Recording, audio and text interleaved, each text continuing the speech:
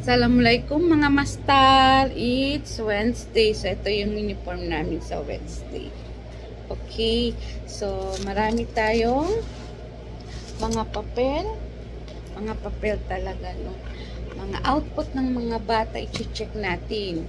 Kasi, on Thursday, bukas, may klase ako. Kukunin natin ang kanilang mga notebook. So, andon yung mga activities nila.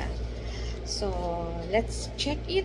Kasi mamaya, magiging busy kami kasi buwan ng wika. Actually, of August, buwan ng wika talaga, no? Dati kasi, yung time namin 80s, I think hindi siya buwan ng wika, kundi linggo ng wika. So, ginawa siyang buwan ng wika nung si President, nakalimutan ko, si President Ramos na ang naging presidente. So, correct me if I'm wrong. Parang ganun yung pagkaalala ko.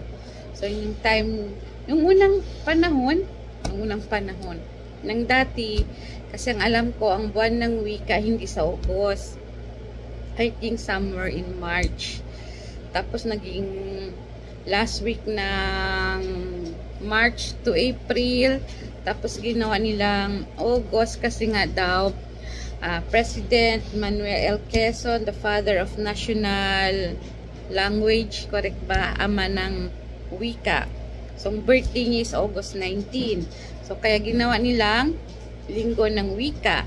Pagkatapos nun, nung si President Ramos na, ginawa na siya ng buwan ng wika. Kaya, mahaba-haba yung from 1 week to 1 month talaga ang celebration. So, kailangan talaga syempre fluent ka magsalita ng Pilipino. Dati, Pilipino. Ngayon, naging Filipino na siya. So, yun ang a little bit of history nun. O, a little bit, nag-English tayo. Ano bang a little bit sa Tagalog? Okay, so kayo na mag-isip, basta ganun na yun. So, see you mamaya sa aming selebrasyon ng buwan ng wika. Bye mga mastal!